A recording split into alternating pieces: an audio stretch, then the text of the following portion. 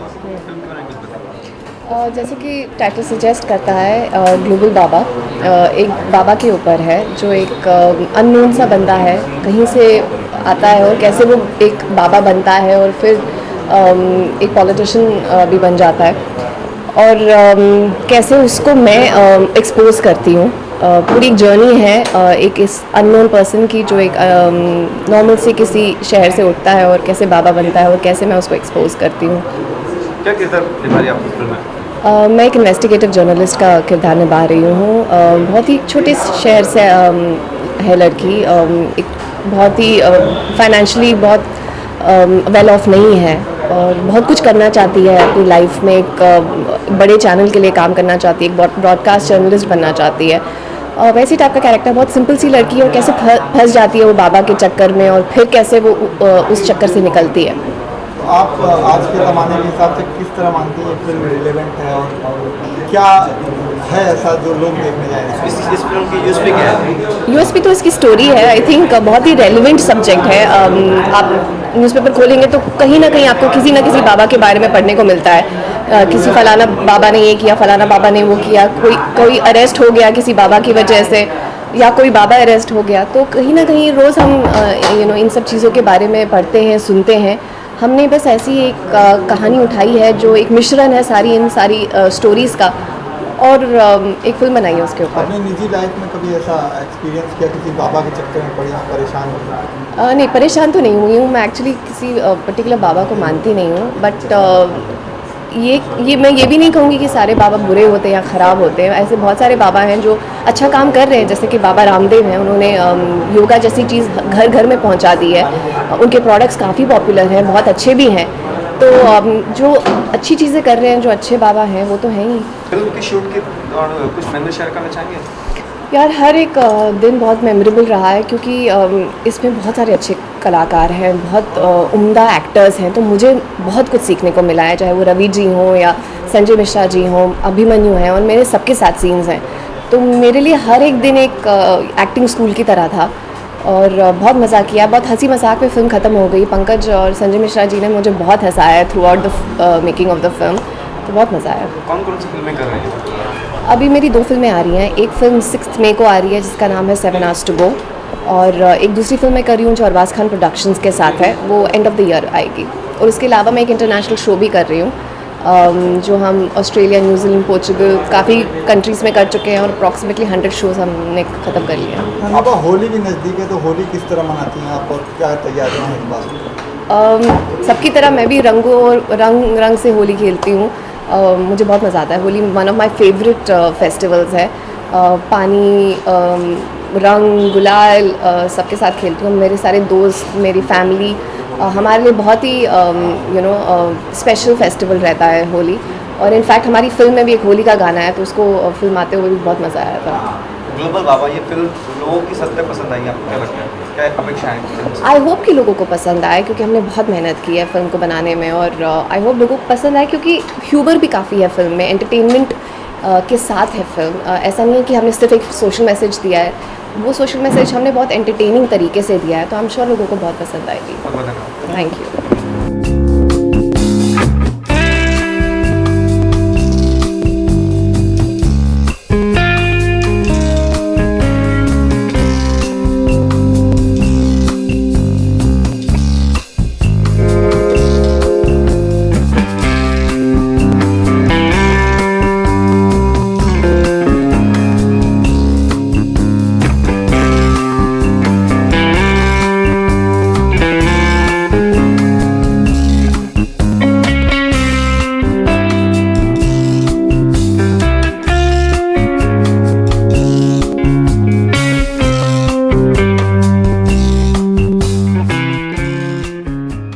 Ravi ji, police cop का role कर रहे हैं आप इस फिल्म में, क्या एक्सपीरियंसेस रहे और किस तरह का अलग होगा आपके अन्य फिल्मों से? मैंने बहुत रूप धारण किए, 400 फिल्में अभी तक हो गई। ये रूप नहीं धारण किया था, एक एसपी का है। और जो ये बेस्ट मुझे इस फिल्म के बारे में, ग्लोबल बाबा के बारे में लगा कि ये कहानी अभी की जो कहानी है, जो बहुत अभी सेंसिटिव इश्यूज़ हैं कि लोग कैसे इमोशनली इस देश में लोगों को बेवकूफ़ बनाते हैं और अलग अलग ढोंग रच के। तो उसमें एक ऐसा पुलिस ऑफिसर है जो इस ग्लोबल बाबा को कुछ साल पहले मिला था कहीं, और उसको उसने गोली भी मारी थी। तो उसको वही याद आता है कि इसको कहीं देखा है, क्योंकि लेकिन अब वो ये बाबा बहुत बड़ा हो चुका है। तो खेल है कि चोर पुलिस का खेल है, चूहा बिल्ली का खेल है जिसको कहते हैं, बड़ा मज़ेदार है, एंटरटेनिंग है, बहुत मज़ा आएगा। सबने बहुत अच्छा परफॉर्म किया, संदीपा ने बहुत इंटेंसिटी से किया, अभिमन्यु ने किया, संजय मिश्रा हैं, पंकज, कास्टिंग बहुत अच्छी है, मनोज तिवारी जी का डायरेक्शन बहुत अच्छा है। सो एक अच्छे टॉपिक को लेके हम लोग आ रहे हैं फिल्म, और मैं सबसे रिक्वेस्ट करूँगा कि मुझे आप लोगों ने हमेशा बहुत प्यार किया और ये पोजीशन तक पहुँचाया। ये फिल्म आप लोग ज़रूर देखने जाएगा। पब्लिसिटी कम लग रही होगी आप लोगों को जो भी, लेकिन इसकी जानकारी लेके इसको आप ज़रूर देखिएगा। देखने के बाद इसकी माउथ पब्लिसिटी करके भी इस फिल्म को चलाइएगा, क्योंकि मुझे डबिंग के दौरान ये फिल्म बहुत अच्छी लगी थी और कहीं पे भी आपको बोरियत महसूस नहीं होगी। आज का सिनेमा है ये, अभी का सिनेमा है और फुल है, जितना मसाला है वो कहीं पे भी आपको लगेगा अरे बोर नहीं है, हंसते हंसते आपको बहुत बड़े मैसेजेस मिल रहे हैं। फिल्म के राइटर सूर्या के बारे में क्या कहना चाहेंगे, जिस तरह से उन्होंने कहानी को लिखा है? मैं राइटर साहब को बहुत, बिकॉज जब राइटर और डायरेक्टर अच्छे होते हैं तो फिल्म अच्छी होती है, तो मैं राइटर साहब को पूरा 100% क्रेडिट दूंगा कि उन्होंने, और प्रोड्यूसर ने भी कहीं कोई कमी नहीं रखी। तो इन शॉर्ट बहुत अच्छी फिल्म जो पर्दे पे आ रही है, थैंक गॉड की ये फिल्म आ रही है, बस इसको अच्छे से स्क्रीनिंग मिल जाए, अच्छी रिलीज़ हो जाए तो अच्छा सिनेमा लोगों के सामने आएगा। मैं नहीं चाहता ये सिनेमा आके चला जाए, ये मैं चाहूँगा, दिल से दुआ है कि ये फिल्म सब लोग देखें, क्योंकि मुझे बहुत अच्छी लगी फिल्म। तो मैं, मेरे जितने चाहने वाले हैं आप लोगों के द्वारा कि आप लोग प्लीज़ जाके इसको ज़रूर देखिएगा। कहीं आप लोगों को नहीं लगेगा कि आप लोगों के साथ चीटिंग हुई, आप लोगों का पैसा कहीं व्यर्थ जाएगा, और आप लोग बोलेंगे नहीं वाकई में एक अच्छा सिनेमा देख के हम लोग बाहर आ रहे हैं। रवि जी, रियल आज का दौर चल रहा है, उनमें आप बाबाओं के बारे में आपका क्या कहना है, और आपके साथ कभी निजी एक्सपीरियंस? मैं देखिए, मैं बिहार यूपी को जानता हूँ, मैं देश को जानता हूँ, मैं भटकता रहता हूँ, इतनी फिल्में करता हूँ, हर भाषाओं में करता हूँ, तेलुगु में भी जाता हूँ, तो मैंने हर प्रांत में देखा है कि कहीं ना कहीं ढोंग सब लोग रचते हैं। और ये हम क्या सबको पता है कि डेफिनेटली बहुत सारे ढोंगी बाबा भी हैं, और जो अरबों खरबोपति बन के बैठे हैं, ये उसकी कहानी है। तो आप लोगों ने पर्दे पे नहीं देखा था, पर्दे पे रियलिस्टिक वे में कैसे होगी, और ऐसे ऐसे सुंदर लोकेशंस हैं, ऐसे ऐसे रियल लोकेशंस हैं जो कि आपको बहुत अट्रैक्ट करेंगे। बोलने से समझ में नहीं आएगा, जब आप ये फिल्म देखेंगे तो पता चला कि वाकई में फिल्म को बहुत दिल से, बहुत ही आत्मा से बनाया गया। रवि जी कौन कौन सी फिल्में कर रहे हैं फिलहाल आप? अभी कुछ 11-12 फिल्में हैं, उसमें मेरी 5 हिंदी आ रही हैं, एक इंडो ब्रिटिश फिल्म है राधिका आप्टे के साथ बोम्बेरिया, वो कंप्लीट, एक जूली 2 कर रहे हूँ, वो लीड है वो दीपक सिद्धसानी की, वो काफ़ी महंगी फिल्म है, वो अभी हमने फिनिश की। एक मिर्जिया एक फिल्म है, और मोहल्ला 80 आ रही है हमारी फिल्म, सनी साहब ने उसकी डबिंग, सनी साहब ने उनकी डबिंग ख़त्म कर दी, तो वो अब रिलीज़ पर है। कंट्रोवर्सी थी मोहल्ला। हाँ, वो आनी चाहिए फिल्म, जैसे ग्लोबल बाबा है वैसे ही उसी तर्ज पर मोहल्ला 80 भी है। तो ऐसी सब फिल्मों का हिस्सा हूँ मैं। काफ़ी फिल्में, तेलुगु कुछ 4 फिल्में हैं, भोजपुरी 5 हैं। तो ये साल 2016 में करीबन 12-13 फिल्में मेरे फैंस को हर राज्य में अलग अलग रूप में देखने में दिखाई दूंगा मैं।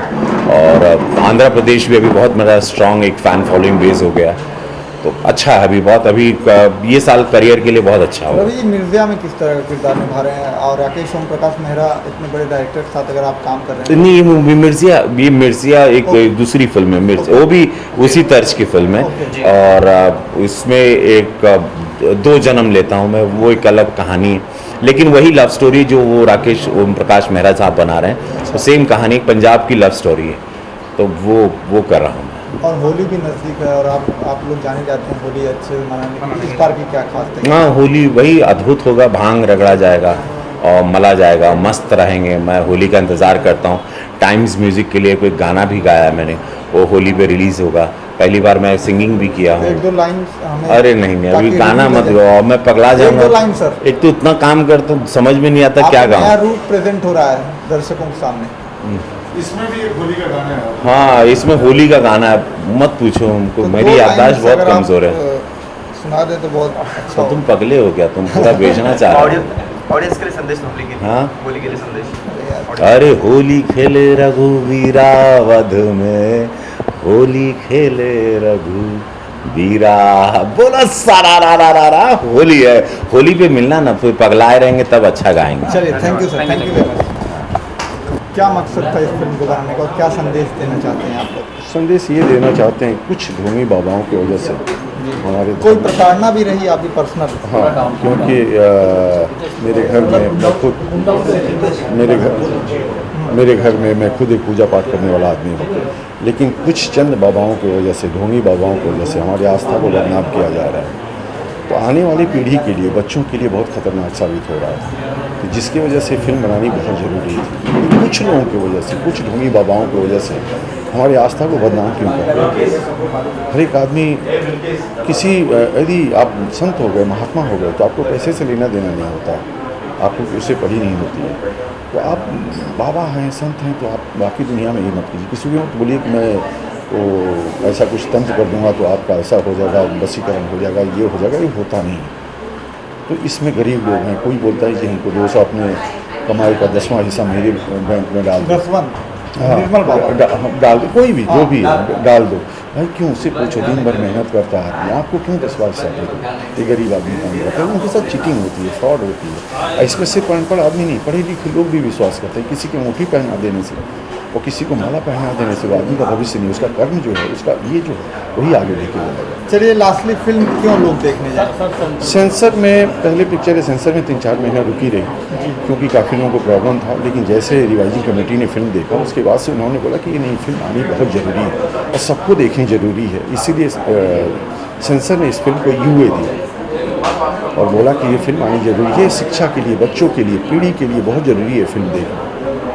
और ये फिल्म बनाने का मकसद यही था, सिनेमा में आने का, पैसा कमाना नहीं, कि हम इस फिल्म की वजह से जो भी सब्जेक्ट उठाएंगे उससे कुछ लोगों तक पहुंच सके और कुछ चेंज ला सके। तो सिनेमा बनाने का, सिनेमा में आने का रीजन है। चलिए, धन्यवाद। सूर्या जी, क्या कहना चाहेंगे आप? क्यों ये कहानी लिखी और कहाँ से ये दिमाग में आया? देखिए, बाबाओं पे कहानी लिखना इतना आसान भी नहीं था, बहुत चुनौतीपूर्ण बड़ा था, क्योंकि थोड़ी सी गलती की नहीं कि सर पे आपके पत्थर पड़ना तय था। इस वजह से हमने बड़ा सोच समझ के, या जो मैंने पत्रकारिता की ज़िंदगी में देखा कि बाबाओं के आश्रम में क्या होता है, जो ढोंगी बाबा हैं, उनको देख करके मैंने एक कहानी की संरचना की और उसको एक मूर्त रूप दिया, जो कि पर्दे पर उतर गई है। और 11 मार्च को आप लोग फिल्म को देखेंगे और आप लोग इस फिल्म को हिट बनाइए। इस फिल्म के प्रोड्यूसर को आप किस तरह धन्यवाद देना चाहेंगे कि आपकी उन्होंने एक तरह से एक सपोर्ट किया और इस कहानी को बड़े पर्दे पर ला रहे हैं? बंसल जी को एक नई कहानी की तलाश थी, ऐसी कहानी जो कि उनके दिमाग में पहली बार में ही क्लिक कर गई, और उन्होंने 3 बजे कहानी सुनी, रात को 8 बजे का चलते हैं बम्बई, और बम्बई चल के इस फिल्म के बारे में कैसे क्या करना है, सब कुछ करना है। तो एक तरह से कहा जाए कि बंसल इस फिल्म को, कहानी को लेकर पूरी तरह से कन्विंस थे। और सबसे बड़ी अच्छी बात है कि हमें डायरेक्टर भी ऐसे मिले जो इस कहानी को मूर्त रूप देने में पूरी तरह से भूमिका, एक सहायक भूमिका निभाई और निर्णायक भूमिका निभाई और एक अच्छी फिल्म पर्दे पर लाई। चलिए, बंसल जी, आपसे जानना चाहेंगे क्या ऐसा था सब्जेक्ट के अंदर जिससे आपने इस फिल्म को करने को? देखिए, बड़ा रियल सब्जेक्ट था, और जब सब्जेक्ट मैंने सुना तब किसी भी बाबा का कुछ यहाँ स्कैंडल सामने आया हुआ था नहीं।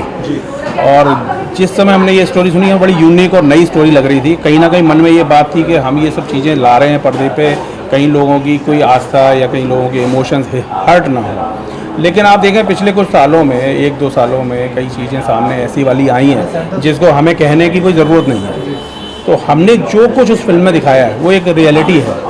हम किसी भी साधु संत के, किसी भी धर्म के अगेंस्ट नहीं बोल रहे हैं, लेकिन हम बोल रहे हैं कि आप अपनी आंखें खोलिए, किसी पे भी विश्वास करने से पहले 2 बार सोचिए, 100 बार सोचिए और गलत डिसीजन मत आज का लीजिए। जो दौर है उसमें यही चीज़ें लोग पॉजिटिव तरीके से भी देखते हैं, तो उनके बारे में आप क्या कहना चाहेंगे? देखिए, मैं खुद पॉजिटिव देखता हूँ। बहुत सारे बाबा साधु संत इतने बढ़िया हैं, उन्होंने कोई आडंबर नहीं रचा रखे, उन्होंने सारी दुनिया से बेखबर हैं। लोग उनका आशीर्वाद देते हैं, मैं भी मानता हूँ। बाबा रामदेव हैं, उनके पास उनकी सारी योग विद्या को मैं इतना समझता हूँ, इतना सपोर्ट करता हूँ।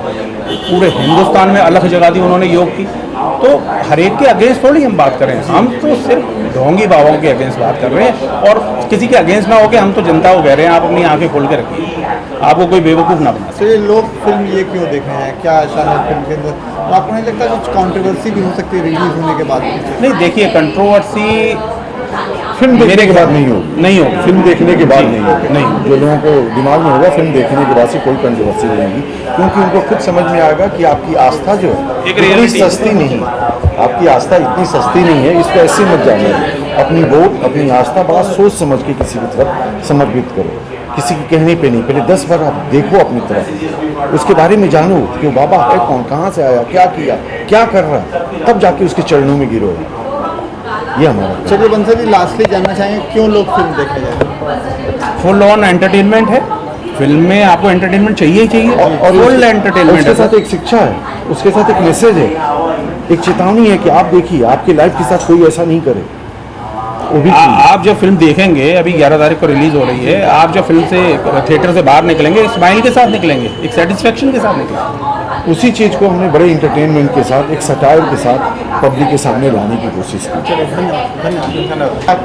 खास के इफेक्ट्स नहीं है, जो रियलिटी है, जो रियल है, रियल पे ही शूट किया है। रियलिटी पे जो बाबा वो देखने के बाद सही हो जाएगा आपको, रियल मतलब कोई ऐसा इफेक्ट्स नहीं है, मतलब रियलिटी शूट किया गया कैसा है। एक्सपीरियंस रहा काम का? एक्सपीरियंस बहुत अच्छा रहा, बहुत मतलब एक अलग टाइप का सब्जेक्ट पहली बार मिला, अलग टाइप का है। एक बाबाओं पे बहुत कम फिल्में बनती हैं, तो उस हिसाब से मेरे को बहुत अच्छा लगा, बहुत अच्छा एक्सपीरियंस रहा बाबाओं को। Thank you.